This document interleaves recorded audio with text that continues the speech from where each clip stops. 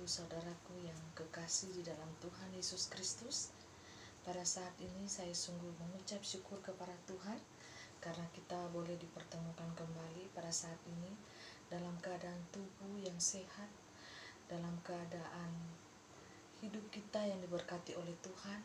Kita masih bisa makan, bernafas, minum, jalan-jalan. Itu suatu berkat Tuhan yang tercurah atas kehidupan kita. Terpujilah nama Tuhan. Untuk mengawali kesaksian saya pada malam ini, penglihatan spiritual supranatural yang saya alami dan saya dapatkan, firman Tuhan yang terambil di dalam Wahyu 22 ayatnya yang ke-10. Firman-Nya berkata, lalu ia berkata kepadaku, jangan memeteraikan perkataan-perkataan nubuat dari kitab ini, sebab waktunya sudah dekat. Barang siapa yang berbuat jahat, biarlah ia terus berbuat jahat. Barang siapa yang cemar, biarlah ia terus cemar. Dan barang siapa yang benar, biarlah ia terus berbuat kebenaran.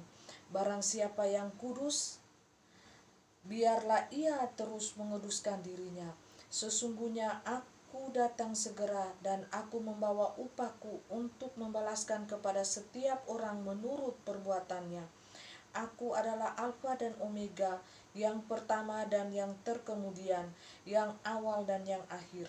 Berbahagialah mereka yang membasuh jubahnya, mereka akan memperoleh hak atas pohon-pohon kehidupan dan masuk melalui pintu-pintu gerbang ke dalam kota itu. Tetapi anjing-anjing dan tukang-tukang sihir, orang-orang sundal, orang-orang pembunuh, penyembah-penyembah berhala, dan setiap orang yang mencintai dusta dan yang melakukannya tinggal di luar. Aku, Yesus, telah mengutus malaikatku untuk memberi kesaksian tentang semuanya ini kepadamu. Bagi jemaat-jemaat, aku adalah tunas, yaitu keturunan Daud, bintang timur yang gilang gemilang. Roh dan pengantin-pengantin itu berkata, marilah. Dan barang siapa yang mendengarnya, hendaklah ia berkata, marilah. Dan barang siapa yang haus, hendaklah ia datang, dan barang siapa yang mau, hendaklah ia mengambil air kehidupan dengan cuma-cuma. Amin. Terpujilah nama Tuhan Yesus Kristus yang empunya langit dan bumi, yang bertahta di dalam kerajaan kudusnya. Bapak, Ibu, Saudaraku yang dikasihi Tuhan, kita melihat zaman ini, di akhir zaman ini, orang jahat akan semakin jahat. Mereka semakin beringas, mereka tidak takut untuk membunuh, untuk meneror, dan untuk menyakiti hati sesamanya, ya, dengan semena-mena. Ada yang memakai nama Allah, ya, mereka tidak tahu Allah yang mana, karena Allah tidak mengajarkan untuk membunuh, tetapi Allah yang sesungguhnya, roh kebenaran itu mengajarkan kepada kita adalah roh kedamaian, cinta kasih. Tetapi pada akhir-akhir ini, kitab suci telah menulisnya bahwa ada perang, terjadi perang di sana sini. Terjadilah orang yang jahat semakin jahat, orang yang baik akan semakin baik. Biarlah ia berbuat baik terus menguduskan dirinya. Orang yang cemar akan semakin cemar. Jadi akan kelihatan, Bapak, Ibu, Saudaraku yang dikasihi Tuhan, semua kelakuan manusia akan terbuka. Ya, yang cemar semakin cemar, yang kudus biarlah ia tetap menguduskan dirinya, yang baik biarlah ia semakin baik, dan yang jahat akan semakin jahat. Bapak, Ibu, Saudaraku yang dikasihi Tuhan, penglihatan saya 2019, ya, ada di status FB lama saya yang sudah terblokir atas nama Fei Hamdani itu. Di situ saya banyak menulis tentang segala sesuatu yang saya lihat seketika itu juga, yaitu bisul yang mulai membesar dan merah, ya, seperti denyut jantung itu yang saya sudah saksikan. Dan itu mengapa timbul bisul itu, ya Bapak Ibu, terjadi perang itu karena ada hati di situ. Saya melihat dari 2019 itu, ya, dan ada di status FB saya, ya, ada hati yang tersakiti, ya, sehingga pecahlah perang itu. Perang itu apa? Perang Harmagedon itu apa, Bapak Ibu? Gog dan Magog itu perang agama, Bapak Ibu. Jadi kita sebagai anak-anak Tuhan, kita akan menerima kenyataan bahwa dunia ini akan semakin jahat. Dan pada saat itu ketika penglihatan itu terjadi Bapak Ibu, yang saya tulis di FB itu ya, dari 2019 itu saya melihat ada pasukan hitam yang sangat banyak ya, yang memakai cadar. Itu apa? Teroris ya Bapak Ibu, ISIS, pasukan hitam ya. Mereka sangat banyak dan bendera itu dikibarkan berjuta-juta ya. Itu apa? Ini sudah keluar semua, akan keluar ya, tidak lama lagi di dunia nyata ini Bapak Ibu. Saya melihat dari 2019 ya, ada di status FB saya itu ya. Saya sampai takut pada saat itu, dan saya bertanya di alam roh pada saat itu. Saya berkata, apa ini artinya? Nah, sesungguhnya mereka ini akan keluar, dan pada saat ini mereka lagi diam, dan roh mereka itu sudah ingin berkuasa ya Bapak Ibu, sudah ingin berkuasa di tengah-tengah dunia ini. Roh antikris dan roh baju hitam ini ya, teroris ya, baju hitam ini ya. Ada ketidakadilan, ada sakit hati di dalamnya, sehingga muncullah perang ini. Mengapa saya melihat, mendengar suara Roh Kudusnya itu berkata, perang ini akan keluar dari negara Irak ya. Ini belum ada muncul di berita ya, negara ini, Irak, Afghanistan ya, akan terjadi jihad besar-besaran ya, akan terjadi pembelaan agama ya. Dan kita anak-anak Tuhan ya, semakin terjepit, dan perang itu akan segera dimulai ya. Pada saat ini sudah dimulai, roh itu sudah berjalan, tetapi di dunia nyata masih perlu beberapa minggu lagi ya, atau bulan ya, dia akan betul-betul pecah. Jadi Bapak Ibu Saudaraku yang dikasihi Tuhan, penglihatan saya dari 2019 yang masuk di status FB saya ya, pada saat itu betul-betul nyata saya lihat, sampai saya ketakutan ya. Tulang-tulang saya ini lemas ya, dan saya berkata, Tuhan, saya tidak ingin hidup pada saat ini, pada masa itu ya, karena akan sangat menderita ya. Kita tahu bersama kalau datang penyiksaan itu ya, ketika muncul pemerintahan 66 itu akan menyiksa anak-anak Tuhan yang tidak mau taat dan tidak patuh kepada kehendak mereka ya, kehendak setan ini, maka kita akan disiksa mati-matian tanpa belas kasihan ya. Kita ini dibikin seperti ayam potong Bapak Ibu. Jadi saya berkata pada saat itu, saya tidak ingin hidup pada masa itu, saya tidak mau ya hidup pada masa itu. Jadi Bapak Ibu Saudaraku yang dikasihi Tuhan, diam, tidak ada jawaban pada saat itu. Tetapi saya yakin dan percaya bahwa ketika saat itu akan tiba ya, di hari-hari 3,5 tahun akhir itu, anak-anak Tuhan sudah tidak berada di tengah-tengah dunia ini. Akan terjadi pengangkatan serentak, yaitu pengungsian anak-anak Tuhan oleh Tuhan Yesus Kristus. Dan akan terjadi penyiksaan di tengah-tengah dunia ini, baik itu penyiksaan fisik ataupun penyiksaan dengan wabah, kelaparan, dan gempa bumi yang dahsyat yang akan terjadi di tengah-tengah dunia ini ya. Penghukuman Tuhan itu akan jatuh, murka Tuhan, cawan murka Allah itu ya, yang tanpa campuran itu akan jatuh di tengah-tengah dunia ini. Dan anak-anak Tuhan sudah tidak berada di tengah-tengah dunia ini. Anak-anak Tuhan yang sungguh-sungguh, yang benar-benar melakukan kehendak Tuhan, yang taat kepada perintah Tuhan, yang taat melakukan kehendak Bapa Surgawi itu, dan memelihara kekudusan hidup mereka.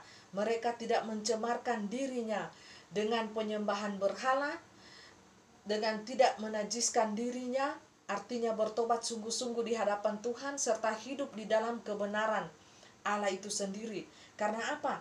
Tidak ada seorang manusia pun yang suci, yang kudus, yang hidup di tengah-tengah dunia ini, yang pernah ada dan yang hidup di tengah-tengah dunia ini, sekalipun dia levelnya nabi ya, atau rasul. Tidak ada yang suci dan kudus, semuanya sudah jatuh di dalam dosa sejak kejatuhan Adam dan Hawa tersebut. Jadi untuk itu penawaran daripada Allah itu, cucilah gaun kita sebersih mungkin dan datang menyembah kepada Tuhan saja. Datang menyembah di dalam roh kebenaran itu.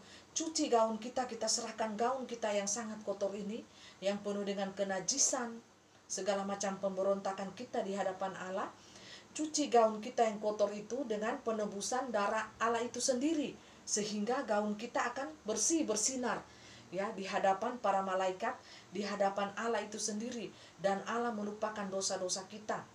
Karena Allah telah mencucikan, walaupun ada sanksinya ya, walaupun ada upah yang akan kita terima, karena setiap perbuatan yang kita perbuat di tengah-tengah dunia ini, baik itu perbuatan jahat ataupun perbuatan baik, kita akan menerimanya Bapak Ibu, menerima ada upah. Tetapi apabila Tuhan telah menyucikan, menguduskan kita, Ia akan melupakan segala dosa-dosa kita. Baiklah Bapak Ibu Saudaraku yang dikasihi Tuhan, saya akan menyaksikan penglihatan saya beberapa hari lalu itu ya, tentang ular tua. Ya, beberapa kali saya melihat di awan-awan, tetapi saya simpan itu di dalam hati saya. Dan suara Roh Kudus itu berkata, saksikan itu anakku, setiap penglihatan dan apapun yang kamu dengar daripada suara Roh Kudus itu, saksikan. Ya, Bapak Ibu Saudaraku yang dikasihi Tuhan, ya, dua kali saya melihat penampakan ya, penglihatan di awan-awan itu ya. Kalau saya sudah menyendiri ya, saya akan melihat ke langit, dan seketika ya langit itu akan berubah Bapak Ibu ya, di mata saya ya, langit itu berubah dan muncullah ular yang sangat besar ya Bapak Ibu. Ular itu ular kayak ular sawah itu, mukanya ular itu menghadap ke arah saya, dan saya kaget ya. Saya diam, Tuhan tolong saya ya, kaget saya. Pada saat itu langit itu biru siang-siang, yaitu saya lihat 3 hari lalu ya. Tiba-tiba berubah jadi ular ya di langit itu, ular yang kepalanya sangat besar itu ya, ular sawah itu kayak. Dan yang kedua itu berganti jadi ular piton itu ya, itu agak kecil ya, jadi berganti ular yang sangat besar, jadi yang sangat besar ya, posturnya besar sekali keluar ya. Tiba-tiba ular itu menghadap ke arah saya, dan saya berkata, Tuhan tolong saya di dalam roh itu ya. Dia melihat ke arah saya, dan suara Roh Kudus itu berkata, ular tua itu sudah keluar. Ular tua itu sudah keluar di dunia nyata ini Bapak Ibu. Ular tua itu sudah keluar di dunia nyata ini. Siapakah ular tua itu? Dialah yang akan membawa manusia ini kepada penyembahan berhala, yaitu kepada patung dan menyembah patung, serta dia akan menyeret manusia itu untuk berbuat pemberontakan yang nyata di hadapan Tuhan. Dengan apa? Seks bebas ya, dengan kenajisan anggur hawa nafsu itu ya, sudah tercurah juga di muka bumi ini. Dan dengan seks bebas ya, LGBT, lesbian bebas, kita melakukan seks bebas dengan suami orang, istri orang, dengan siapapun kita mau, bebas ya. Dia akan mengarahkan manusia ke arah situ, pemberontakan yang nyata. Dan menyembah berhala, yaitu arwah-arwah orang mati ya Bapak Ibu. Roh ini yang akan membawa manusia, dan manusia itu tanpa sadar ya, mereka akan dibawa ke arah situ, penyembahan berhala. Nah, sedangkan di dalam firman Tuhan, wahyunya beberapa kali Tuhan mengingatkan kepada kita, jangan menyembah patung-patung ya, arwah-arwah, tukang sihir, penyembah berhala ya. Dan orang-orang yang mencintai dusta, mereka tidak akan masuk di dalam kerajaan surga. Mereka hanya berada di luar. Di luar itu artinya apa? Di luar itu tidak ada ukuran dan takaran ya. Di dalam kerajaan surga, orang yang sudah masuk ditutup pintu, dan yang di luar itu apa Bapak Ibu? Itu neraka ya. Yang ada berada di luar itu artinya neraka, tidak diukur mereka. Artinya perbuatan mereka, tingkah laku mereka sudah tidak diperdulikan oleh Allah lagi, dibiarkan, dan mereka berada di luar. Dan sungguh kasihan ya mereka, jiwa-jiwa mereka, roh-roh mereka itu ya. Apakah kita tidak terbeban dan menangisi jiwa-jiwa mereka itu Bapak Ibu? Peringatan Tuhan yang sungguh-sungguh pada saat ini, janganlah kita terseret di dalam penyembahan berhala tanpa kita sadari apa penyembahan berhala yang nyata di dalam kehidupan kita, yaitu kita mengagungkan diri kita, ego kita, kekayaan kita.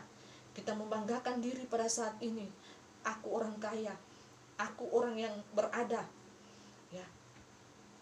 Harta kita itu merupakan suatu penyembahan berhala. Jikalau kita mengagungkan itu semua melebihi kita mengagungkan Allah, dan itu sangat menyakiti hati Allah Bapak Ibu. Jangan kita menyakiti hati Allah dengan hati kita, perbuatan kita. Sungguh-sungguh menyakiti hati Allah. Ya, karena roh ini akan membawa manusia, sangat banyak manusia tanpa sadar. Mereka akan menyombongkan diri mereka dengan harta kekayaan, kecantikan, ketampanan mereka. Dan mereka akan melakukan pemberontakan yang sangat jahat di hadapan Tuhan. Yaitu pemberontakan yang pernah terjadi di zaman dahulu, yaitu Sodom dan Gomora. Kita telah tahu bahwa pada zaman itu hanya berapa jiwa yang selamat daripada kota itu, sehingga mereka mendapatkan api. Bapak ibu saudaraku yang dikasihi Tuhan, saya menangkap pesan itu 2 minggu yang lalu. Hati Allah sangat sakit, sangat sedih melihat kelakuan manusia ini. Mengapa dibilang kalian ini menyakiti hatiku, senantiasa menyakiti hatiku, padahal aku mengasihi kalian. Mengapa kalian tidak datang sungguh-sungguh di hadapanku, bertobat di hadapanku? Yang kalian inginkan hanyalah kepuasan jasmani kalian, hawa nafsu kalian yang kalian pentingkan, kalian utamakan. Kalian mengutamakan hawa nafsu kalian. Mengapa kalian tidak mengindahkan hatiku yang pada saat ini lagi sakit? Bapak ibu saudaraku yang dikasihi Tuhan, roh ini akan membawa pemberontakan yang sangat nyata di hadapan Allah. Tidak main-main Bapak ibu. Apa yang kita akan dapatkan sebagai manusia di muka bumi ini? Yaitu api, kebakaran akan terjadi di mana-mana. Ya, kita melihat tingkat kenajisan yang sangat tinggi di kota itu yang akan dibakar. Api tidak akan berhenti menyala, Bapak Ibu. Ya, seperti yang terjadi pada zaman dahulu Sodom dan Gomora, dan Allah telah berjanji pada saat itu, aku tidak akan membinasakan manusia lagi seperti yang terjadi pada saat itu Sodom dan Gomora. Aku memberikan apa? Pintu belas kasihan kepada mereka untuk datang bertobat. Jangan kita sia-siakan waktu di detik-detik terakhir ini Bapak Ibu. Karena ular tua si iblis itu telah ada, telah muncul dia di dunia nyata ini. Dan rohnya senantiasa menyeret manusia-manusia yang buta tuli, yang tidak mau bertobat. Sehingga manusia itu tanpa sadar mereka menyembah arwah, menyembah patung-patung, datang kepada pohon-pohon, memanggil arwah-arwah orang mati. Bapak ibu, itu adalah suatu kekejian di hadapan Tuhan. Memberikan korban-korban kepada laut, kepada pohon, itu adalah suatu yang menajiskan diri Anda di hadapan Tuhan. Tuhan tidak senang dengan hal-hal tersebut. Bapak ibu saudaraku yang dikasihi Tuhan, bertobatlah kita sebagai anak-anak Tuhan. Saya melihat tadi sebelum saya menyaksikan kesaksian ini ya di dinding. Tadi saya melihat muncul domba, anak domba itu yang berlari, dan anak domba itu berlari, mulutnya terbuka ya, sudah capek. Anak domba itu sudah capek ya. Anak domba itu terbuka begini, kakinya gini, dan di samping anak domba itu ada muka Tuhan Yesus di situ. Bapak ibu melihat ke anak domba itu,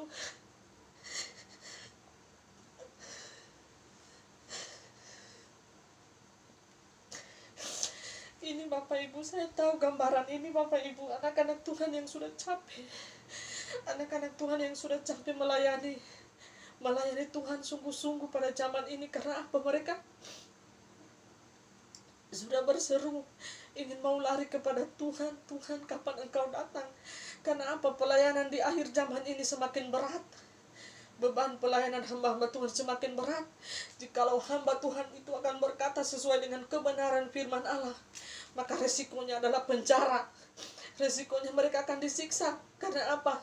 Dengan undang-undang yang baru ini, Bapak Ibu, itu sangat menyudutkan hamba-hamba Tuhan sedunia. Karena apa? Jikalau undang-undang itu berlaku untuk seluruh dunia, maka hamba Tuhan yang tidak mengikuti undang-undang itu, hamba Tuhan yang benar-benar sungguh-sungguh dipakai oleh Tuhan, yang menuruti apa perkataan firman Tuhan, hidup oleh kekudusan Allah, yang menjaga kehidupannya benar di hadapan Allah, mereka akan mendapatkan siksa penganiayaan yang sungguh dahsyat daripada iblis ini, agen-agen iblis. Jadi Bapak Ibu saudaraku yang dikasihi Tuhan, saya melihat sekali jelas domba itu berlari dan mengarah ke kanan dan mulutnya terbuka. Dan dari samping kiri, samping kanan saya ini ya, di sini kiri domba, di sini ada muka Tuhan Yesus melihat begini. Dia hanya melihat begini ke arah domba tersebut. Bapak Ibu saudaraku yang dikasihi Tuhan, tidak gampang. Tidak gampang untuk kita melewati zaman ini. Waktu-waktu di detik-detik terakhir ini akan banyak serangan-serangan yang datang kepada kita anak Tuhan. Karena apa? Inilah saatnya pemurnian, penampisan anak-anak Tuhan. Iman mereka akan dilihat, akan diuji. Apakah mereka benar-benar mengasihi Tuhan? Apakah mereka benar-benar takut taat kepada firman Tuhan, perintah Tuhan? Ya, ada penyaringan bagi anak-anak Tuhan pada saat-saat ini, Bapak Ibu. Bertobatlah kita, janganlah kita suka menyakiti hati Allah pada saat ini, Bapak Ibu, anak-anak Tuhan. Saudaraku yang dikasihi Tuhan, inilah detik-detik terakhir sebelum pintu anugerah itu akan ditutup. Bapak Ibu saudaraku yang dikasihi Tuhan, perang sudah di depan mata. Ya, yang saya katakan ini bukan perang asal perang, tetapi perang Harmagedon itu sudah di depan mata.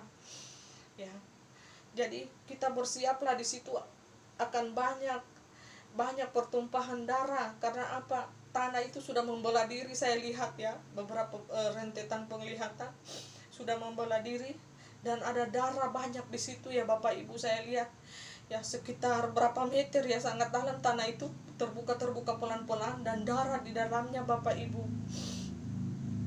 Jadi sebagai anak-anak Tuhan, mari persiapkan diri kita sebaik-baiknya. Ya, saya juga ingin menyaksikan sekaligus di dalam video ini ya, tentang negara ya, diperlihatkan kepada saya tentang pemimpin kita ya.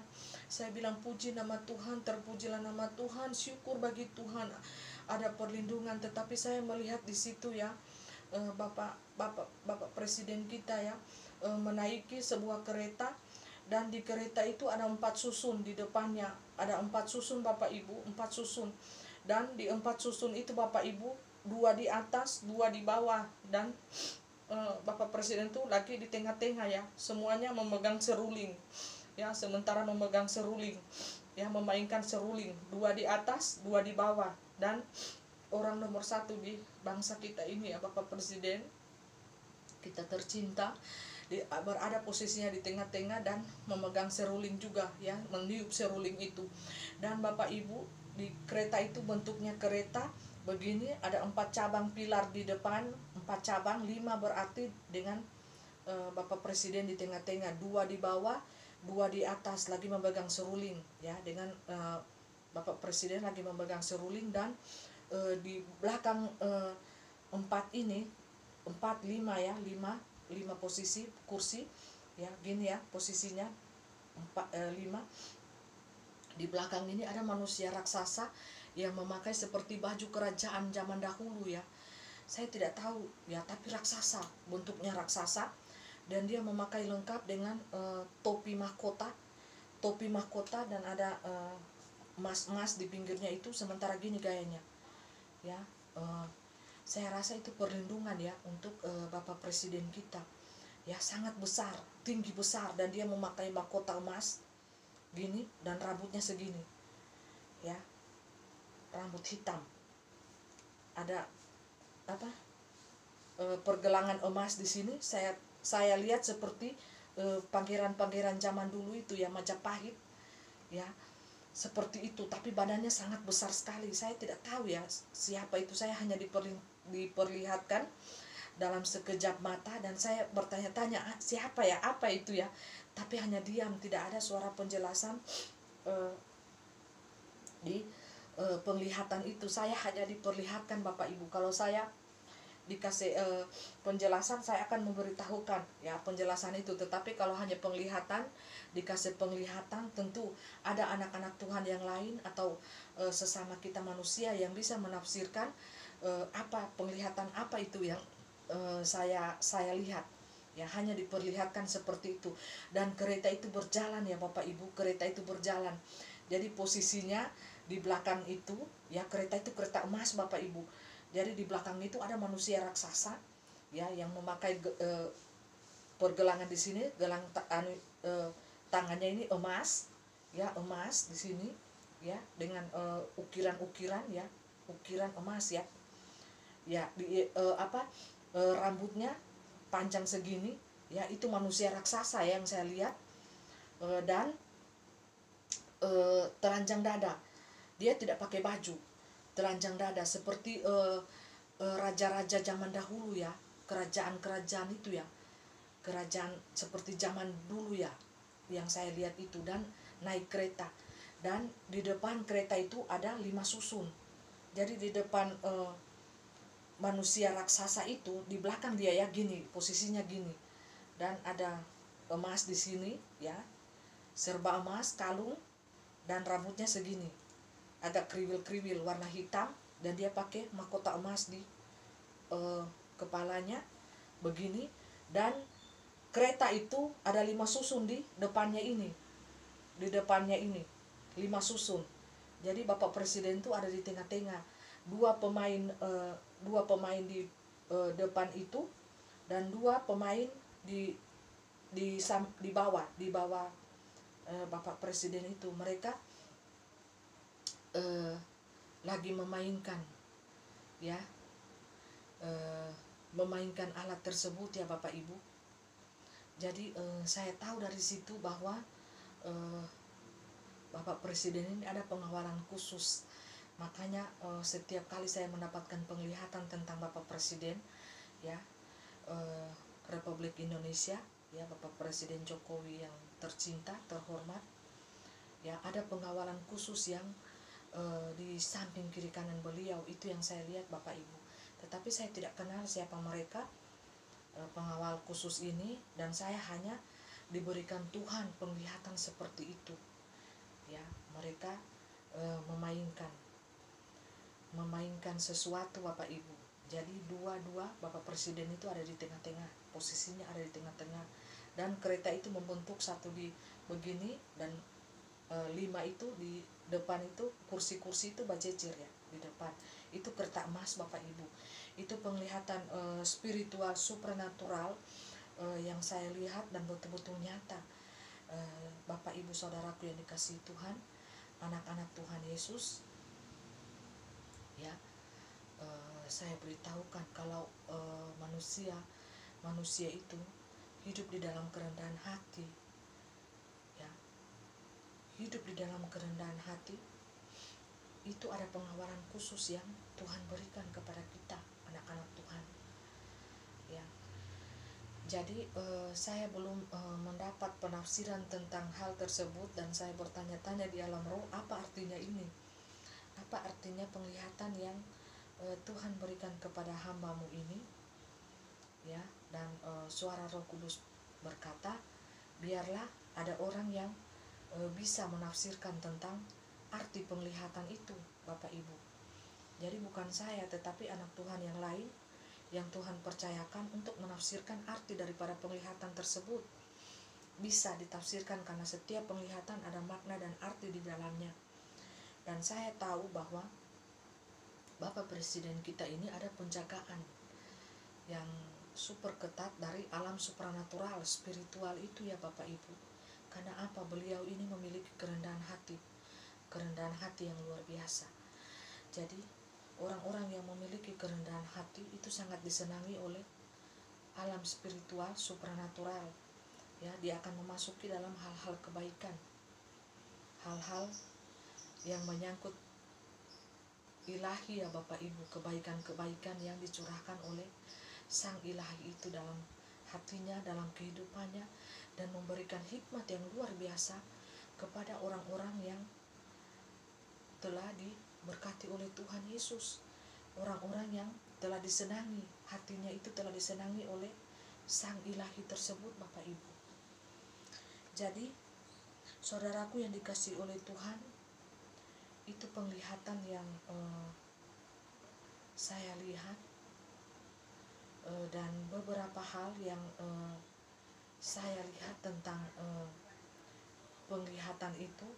Ada beberapa hal, tetapi saya membagi kesaksian demi kesaksian yang saya alami, yang saya dapati dari alam supranatural spiritual tersebut kepada kita sekalian, dengan beberapa video yang akan saya luncurkan. Ada beberapa penglihatan yang masih saya belum bagikan bagi kita sekalian. Tunggu di video selanjutnya saya akan menyaksikan hal tersebut. Tetapi bagi kita, pesan yang utama adalah berjaga-jagalah. Nyalakanlah pelita kita di hari-hari terakhir ini. Jangan padamkan pelitamu, tetapi nyalakanlah pelita imanmu, sehingga apabila sang mempelai itu datang, ia akan menemukan pelita kita dalam keadaan menyala. Karena hanya pelita dalam keadaan menyala yang terangkat bersama-sama dengan kuasanya, sedangkan pelita yang mati akan tertinggal di bumi ini. Karena apa? Pelita yang mati itu masih menyenangi hidup keduniawian, masih hidup di dalam kedagingan, hawa nafsu, dan segala macam dosa-dosa kecemaran.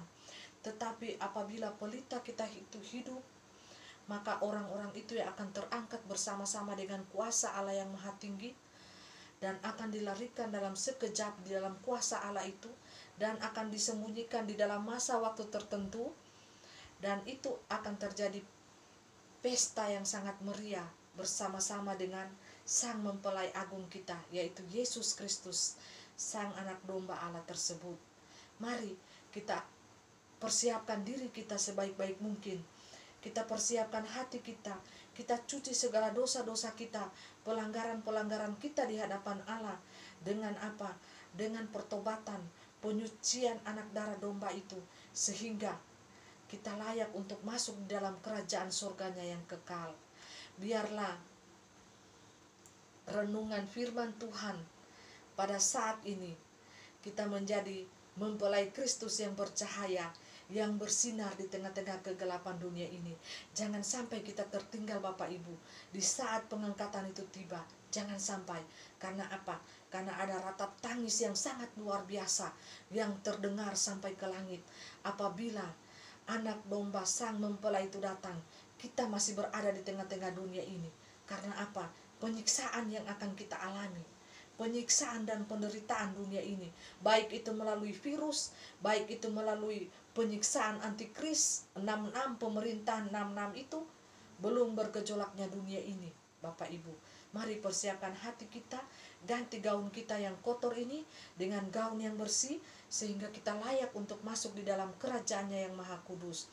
Karena hanya orang yang memakai gaun yang telah diganti, yang telah dicuci oleh darah penebusan anak domba Allah itu, yaitu Tuhan Yesus Kristus namanya, yang telah berkorban 2000 tahun yang lalu di atas kayu salib. Itu adalah pengorbanan untuk seluruh umat manusia, bagi kita sekalian, tanpa memandang agama, tanpa memandang suku dan ras dan bangsa. Semua ditebus oleh darahnya yang kudus, sehingga kita boleh layak untuk masuk di dalam kerajaannya yang maha kudus. Karena apa? Karena tidak ada satupun manusia yang kudus di muka bumi ini selain daripada Dia, anak domba Allah tersebut. Kita semua telah jatuh dalam berbagai-bagai macam dosa dan pencobaan dunia ini, ya. Sedangkan malaikat iblis saja jatuh karena kesombongannya, Lucifer dan pengikutnya. Apalagi kita manusia ini harus bertahan kuat, berdiri teguh di atas kebenaran firman Tuhan. Firman Tuhan ini yang bagaikan pedang bermata dua, yang akan menembus, memisahkan jiwa dan roh kita, sehingga apabila mempelai Tuhan datang itu akan memisahkan mana manusia yang hidup oleh roh dan mana manusia yang hidup oleh kedagingan hawa nafsunya. Manusia yang hidup oleh roh dengan kuasanya itu yang akan terangkat, dan manusia yang hidup oleh kedagingan hawa nafsunya, segala kejahatan di muka bumi ini, itu akan tertinggal bersama-sama dengan bumi. Karena apa? Karena dia masih mencintai dunia ini, masih mengikat kedagingan dia, hawa nafsu dia dengan dunia ini, pikiran-pikirannya dia masih mengikat dengan dunia ini, mencintai dunia ini, baik dengan harta kekayaannya, dengan apapun yang ada di dunia ini, maka dia akan tertinggal. Kuasa itu hanya mengangkat orang-orang yang telah betul-betul hidup di dalam roh dan kebenaran. Roh itu yang mempunyai kuasa yang mengangkat setiap anak-anak Tuhan, yang betul-betul roh itu connect dengan roh daripada sorgawi, itulah yang akan terangkat. Bapak Ibu Saudaraku yang dikasihi Tuhan, berjaga-jagalah kita di waktu detik-detik terakhir ini. Persiapkanlah hati kita, hidup kita, gaun kita yang kotor ganti cepat-cepat dengan gaun yang baru, yang bersih, yang telah dicuci dengan darah penebusan anak domba Allah tersebut. Biarlah kesaksian saya pada saat ini, biarlah perenungan singkat saya pada saat ini dapat memberikan kepada kita suatu penerangan ilahi di dalam pikiran dan hati kita, sehingga pikiran dan hati kita tidak terbawa dengan arus dunia ini, tetapi marilah pikiran kita memiliki pikiran Kristus dan hati kita memiliki hati ilahi, hati Kristus. Buanglah segala dosa kita, buanglah segala kenajisan, kecemaran dunia ini, sehingga kita layak untuk masuk di dalam kerajaan-Nya yang Maha Kudus. Terpujilah nama Tuhan, kita tetap semangat, kita tetap bersyukur karena kita masih diberikan nafas kehidupan oleh Allah yang Maha Kuasa. Terpuji-pujilah nama Tuhan. Haleluya. God bless you all. Tuhan beserta dengan kita. Amin.